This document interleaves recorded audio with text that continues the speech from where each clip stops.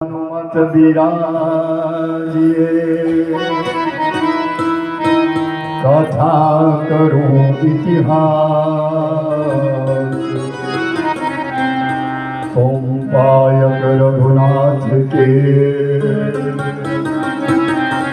और हम चरणन के बाद।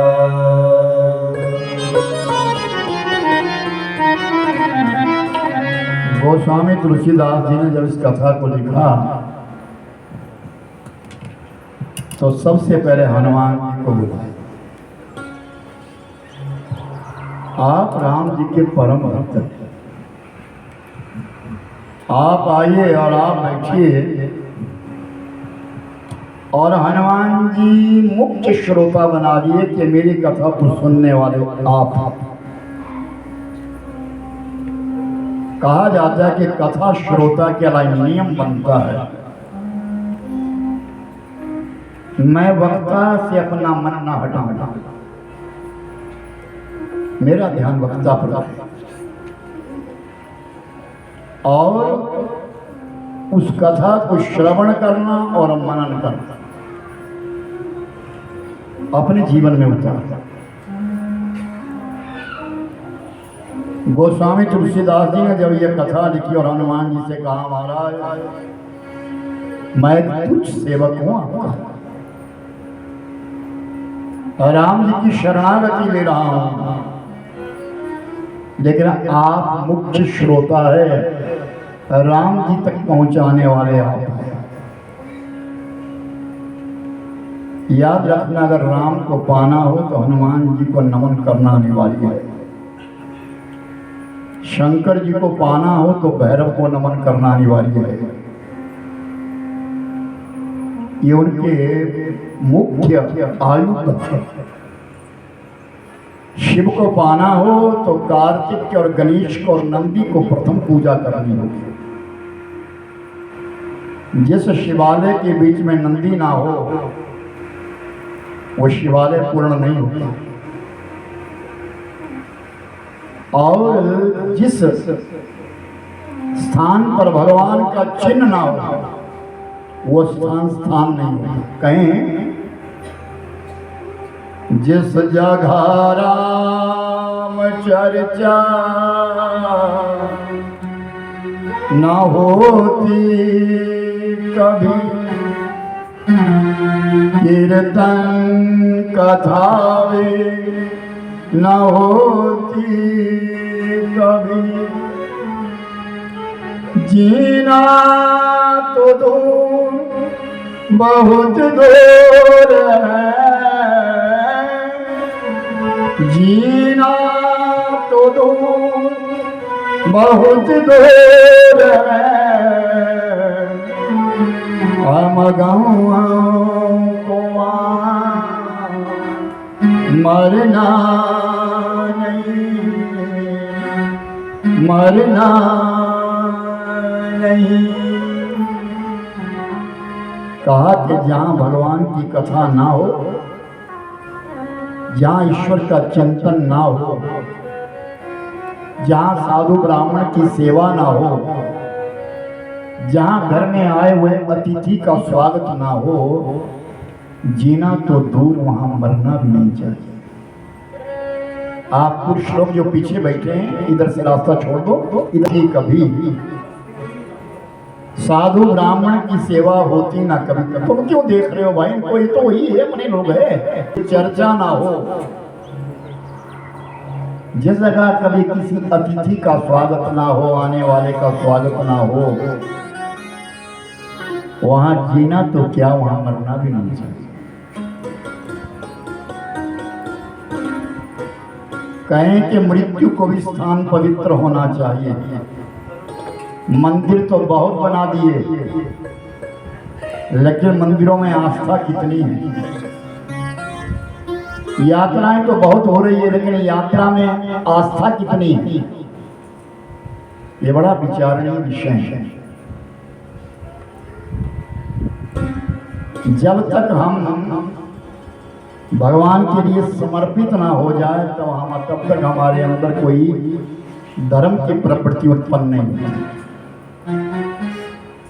धर्म को पाने के लिए, धर्म को मनाने के लिए, अपने आप धार्मिक बनने के लिए श्रद्धा तो उत्पन्न करनी होगी। मंदिरों में जाकर के मन शांत होता है कि हम मंदिर में आए, लेकिन कभी विचार किया कि इस मंदिर का देव जो है वो क्या है? कभी गौर से ये देखा कि वस्त्र कौन से पहने हैं? वहां भोग लगाया है पुजारी ने या नहीं लगाया है, कभी ध्यान दिया? हमने प्रणाम भी किया तो किस भाव से किया? ये आस्था जब तक अंदर से उत्पन्न ना हो तब तक हमें किसी मंदिर में जाने का अधिकार नहीं। वो तो पिकनिक है, पिकनिक ना मनाएं, यात्रा करें। हमको ये राम कथा सिखाती है कि हमारे जीवन में होना क्या है। जिस समय राम जी की आयु 5 वर्ष की, कहें एक दिन राम जी बहुत रोए, बहुत रोए। तो कौशल्या मैया ने कहा राम चुप हो जा, लेकिन राम चुप नहीं हुए।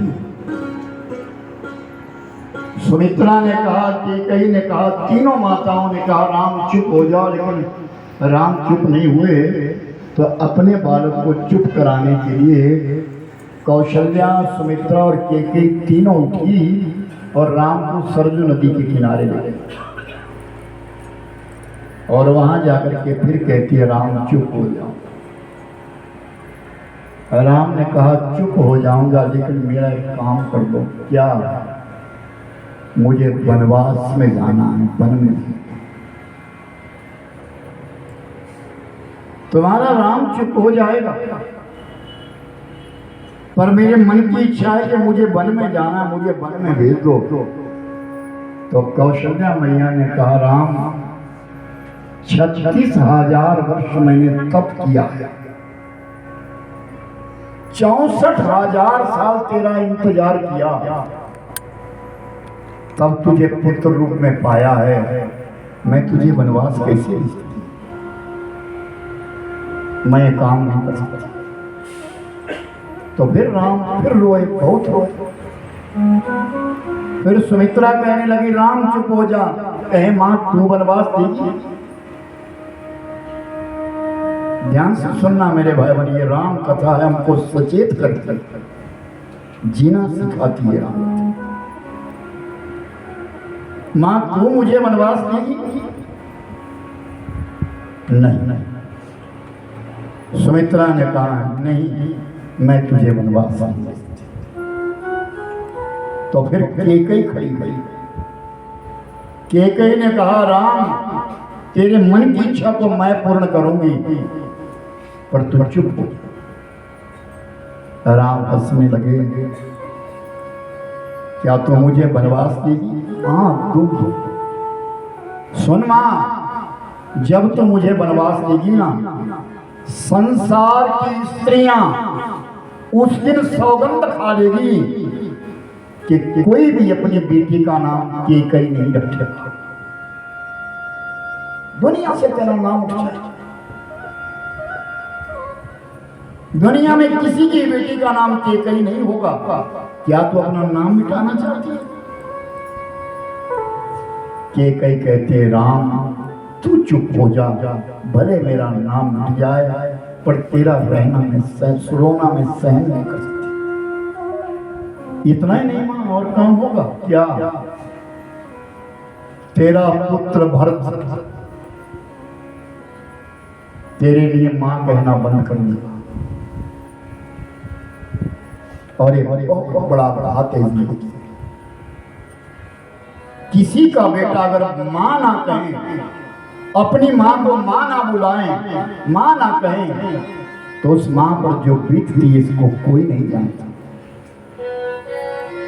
जिसने 9 महीने पेट में पाला है अपने पुत्र के लिए, और वो बेटा मां ना कहें, ये सहन कैसे करेगा? कैकेयी ने कहा राम तू चुप हो जा, मैं ये भी सहन कर दूंगा। इतना ही नहीं, एक बात और होगी मां। क्या? दुनिया तुझे धिक्कार देगी, मैं वो सहन कर लूंगी, पर तू रोना चुप कर। क्या तू इतने में समझ गई? एक और घटना घटेगी तेरे साथ। क्या?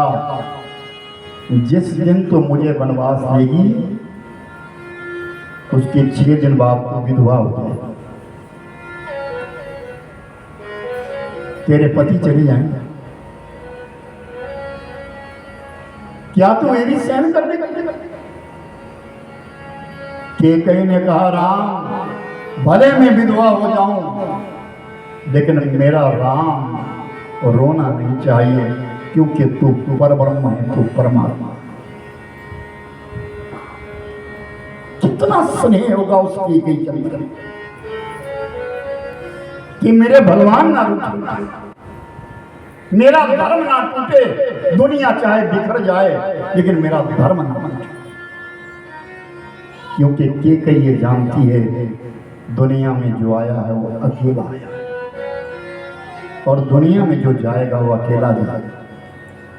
ये पति पत्नी, बेटा, माता, पिता, सब संबंध जो है ये केवल और केवल इसी भूमंडल की, इस मृत्यु मंडल की। हम जहां से आए हैं हमको लौट करके जाना है। हर व्यक्ति को लौट करके जाना है, कोई किसी का नहीं। अपने बारे में विचार जरूर करो, हम कौन हैं। अपने बारे में विचार करिए, हम कौन हैं। हमको अकेले जाना है। धन यहाँ रहेगा, धर्म यहाँ, पत्नी यहाँ रहेगी, पति यहाँ रहेगा, सब यहाँ रहेंगे। हमको अकेले जाना है, हमारे साथ धर्म जाएगा। अपना धर्म ना छोड़ो। मैं तो ये कहता हूँ कि जो आपकी अगली पीढ़ी है इनको सिखाइए।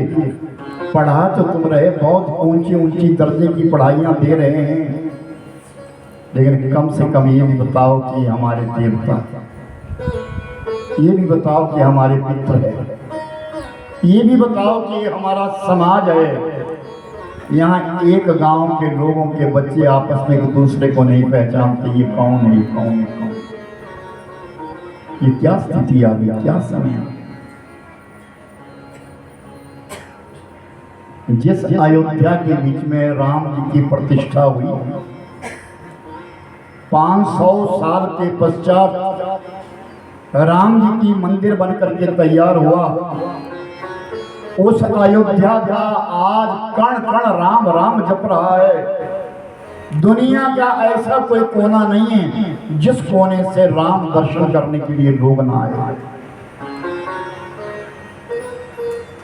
ऐसी वो अयोध्या, उस अवध की कथा शुरू हुई है।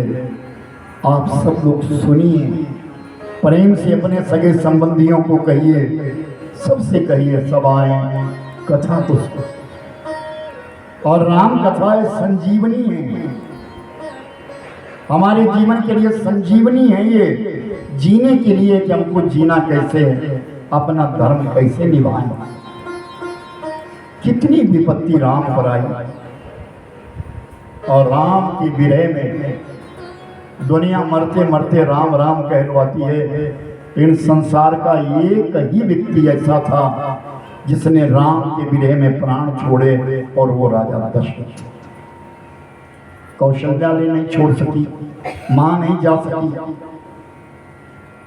भीमा नहीं छोड़ सकी, कैकेयी नहीं छोड़ सकी, सुमित्रा नहीं छोड़ सकी, कोई भाई नहीं छोड़ सके, केवल पिता ने प्राण छोड़ा। राम के विरह में मेरा पुत्र राम जो मुझसे चला, मेरा धर्म मुझसे बिखर गया। राजा दशरथ ने प्राण दे दिए वचन के पीछे। मैंने वचन दिया है, रघुकुल रीत सदा चली आई, प्राण जाए पर वचन। आज कितनी बार इंसान अपना वचन तोड़ देता। सबसे बड़ी बात, सबसे अभद्र व्यवहार इंसान का वाणी का। झूठ बोलता है इस वाणी से, इंतजार करवाता है दूसरे से, खुद जाता नहीं। और आज विचार करिए, आप गाड़ी चला रहे हैं, मैंने स्वयं देखा है, कोई टेलीफोन आता है, कहाँ पहुंचे, पहुंचा दाड़ला होगा, बोलेगा मैं तो गेट के पास आ। झूठ बोलता है। सबसे अधिक झूठ आज मोबाइल बुला रहा है लोगों से। वाणी का असत्य। और याद रखना, झूठ मानुष की आयु को कम करता है। जब 4 युगों की स्थापना हुई ना, सतयुग बना, त्रेता बना, द्वापर बना, कलयुग बना, उस समय मेरे भाई बहन नरक और स्वर्ग की स्थापना बना। ब्रह्मा जी ने नरक भी बनाया, स्वर्ग भी बना। स्वर्ग छोटा बना, नरक बड़ा बना। तो सबसे पहले सतयुग आया। सतयुग से ब्रह्मा ने पूछा, सतयुग क्या तू इस नरक को भरेगा? नहीं, मैं नरक नहीं भर सकता। फिर द्वापर आना था, दूसरा द्वापर है, लेकिन त्रेता पहले आ गया क्योंकि रावण बहुत बढ़ गया था। तो त्रेता आया तो फिर ब्रह्मा ने पूछा, क्या तू नरक को भरेगा? एक अंश, एक भाग भरेगा। उसके बाद द्वापर आया, द्वापर से पूछा, इस नरक को भरेगा? आधा कर दूंगा, मैं आधा कर दूंगा। और उसके पश्चात कलयुग आया, कलयुग से पूछा, क्या इस नरक को भरेगा? मैं पूरा कर दूंगा। कैसे करूंगा?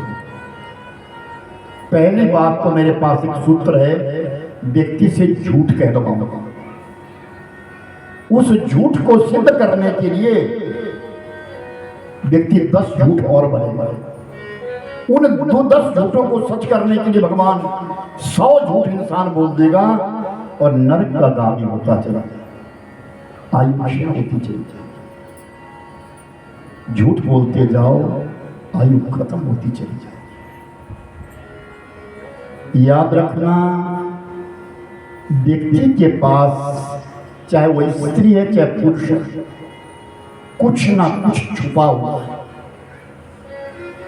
अपनी जिंदगी में कुछ ना कुछ भी इंसान छुपाता है, चाहे वो स्त्री है चाहे पुरुष है। हमारे जीवन की सच्चाई को 2 व्यक्ति जानते, 2 जानते। कौन? एक हमारी आत्मा जानती है और दूसरा हमारा परमात्मा जानता है। और हमारी सच्चाई को कोई नहीं। हर व्यक्ति की सच्चाई को कोई नहीं जानता, लेकिन आत्मा जानती है और परमात्मा जानता है। हम कितना असत्य बोल रहे हैं, कितना सत्य बोल रहे हैं, हम कितना धर्म आचरण कर रहे हैं, कितना नहीं कर रहे हैं। ये व्यासपीठ एक समाज को बनाने के लिए बनी। इस व्यासपीठ से एक समाज बनता है। अब निर्णय इस पीठ का है या वक्ता का है, वो अपने समाज को कैसे देखना चाहता है, उसका समाज कैसा, उसका समाज किस प्रकार का हो। आज हमारे बच्चे अगर बैठ करके इन कथाओं को सुने तो शायद अपने जीवन को सरल कर सकते, फिर समय नहीं है। और क्या है? पैसा, दौलत, और ये माया है। मेरे पास 50 का नोट है, अगर अभी हवा लग जाए, उड़ जाए ना, तो तुरंत ध्यान इस पे जाए, इस पे ध्यान चला जाए। ये माया है, इसने किसी को बख्शा नहीं, इस माया। लेकिन अगर हम भगवान की शरणागति में रहते हैं, ईश्वर से कुछ जुड़ करके रहते हैं, सार्थक मन से, सच्चाई मन से, तो हमको रास्ता। राम जी सरल है, सुबोध है। उस राम की कथा को हम श्रवण करने के लिए बैठे हैं। राजा दशरथ के 3 विवाह हो गए। कल की कथा मैंने विश्राम दी थी कि जब ब्रह्मा, भगवान शिव, देवता और गौ माता ये सब चले गए हैं कहाँ? क्षीर सागर में। और भगवान विष्णु वहां पर सैया पर सोए हैं, शेषनाग की सैया बनी है और लक्ष्मी जी चरण दबा रही है, भगवान विष्णु सो रहे हैं। तो सब देवताओं ने प्रार्थना की,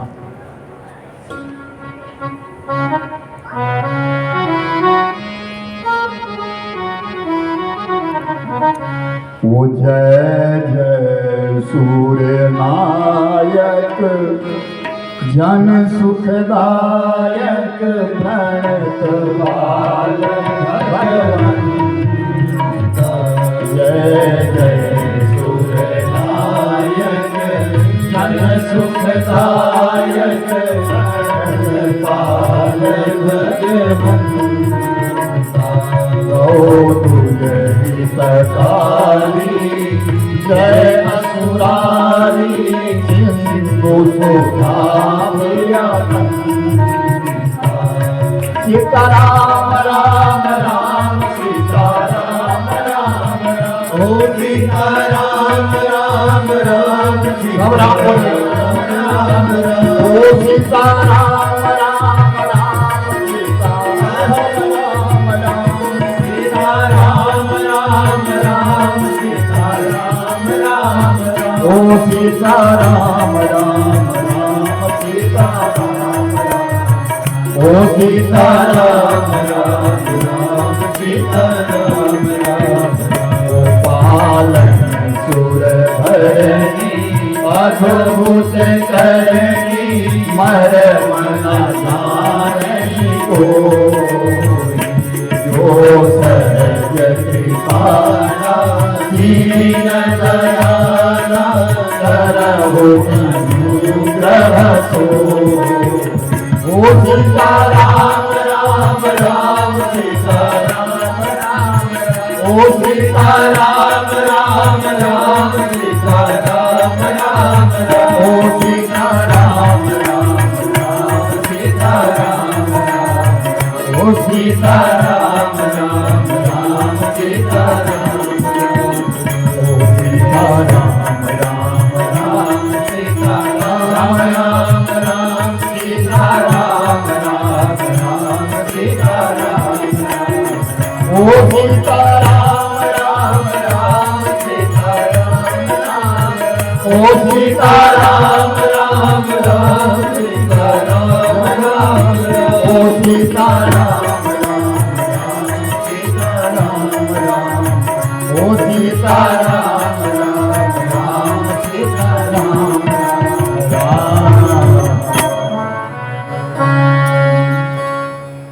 ये भावी इधर इधर जय जय सुरनायक जन सुखदायक प्रणत पाद भगवान।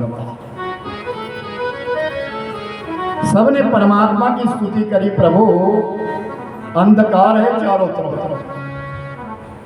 इस धरती को जब पीड़ा होती है तो धरती मैया गौ का रूप धारण करती है।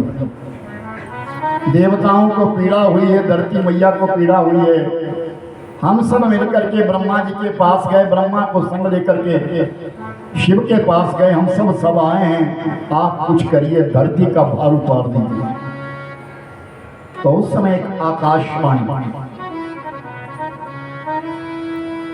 काश्यप दीति मात दीना तिन कहूँ मैं पूरब दीना काश्यप दीति मात दीना तिन कहूँ मैं पूरब दशरथ कौशल्यारूपा दशरथ कौशल्यारूपा कौशल पूजित राम राम राम सीता राम राम राम राम राम सीता राम राम राम राम राम सीता राम राम राम राम राम सीता राम राम राम कथा का विशेष महत्व है कि हर व्यक्ति राम बोलता है, अपनी वाणी से राम बोलता है और पद पद पर राम बोलता है। एक बार मैं चौपाई बोलता हूँ, चौपाई के बाद मैं 6 बार राम बोलता हूँ, 6 बार आप बोलते हैं, फिर 6 बार बोलता हूँ, फिर 6 बार आप बोलते हैं। हर व्यक्ति राम राम बोलता है। और कहें कि जिस युवा को राम राम की आदत पड़ जाए, राम राम बोलता है, उसके अंदर और बाहर हमेशा उजाला, उसकी वाणी से सत्यता टपकती है। तो उस समय आकाशवाणी हुई, अय देवताओं सुनो, कश्यप अदिति महाकप किन्ना। एक कश्यप नाम के ऋषि है, उनकी पत्नी का नाम अदिति है। उन दोनों ने बड़ा तप किया और उनके लिए मैंने वरदान दिया है। आकाशवाणी में कह रहे हैं भगवान, मैंने उनके लिए वरदान दिया है। दोनों ने बहुत तप किया था और उन्होंने मांगा था कि 3 जन्मों में आप हमारे पुत्र बन जाइए। तो एक बार तो मैं आ गया। अभी वो दोनों कश्यप और अदिति मृत्यु मंडल के ऊपर है। एक का नाम दशरथ है और पत्नी का नाम जो कौशल्या है। मैं उनके गर्भ से प्रकट हूं, आप चले जाओ, निश्चिंत होकर के चले जाओ। मैं उनके गर्भ से, कौशल्या के गर्भ से प्रकट हो जाऊंगा। देवताओं तुम्हारी रक्षा करूंगा, धरती मैं तुम्हारा भार उतार दूंगा। निश्चिंत होकर के अपने स्थान पर चले जाओ। सबने भगवान को नमन किया, प्रार्थना की, सबने नमन करके सब लौट करके आए। देवता लोग देवलोक को चले गए। गौ माता ने धरती का रूप धारण करके धरा धरती में रही है। भगवान शंकर जी कैलाश पर्वत पर चले गए। इंतजार ये महाराज जी स्वयं प्रमाण। अब गोस्वामी तुलसीदास जी ने इस राम कथा को आगे बढ़ाया कि अयोध्या का वर्णन किया, वो अवध क्या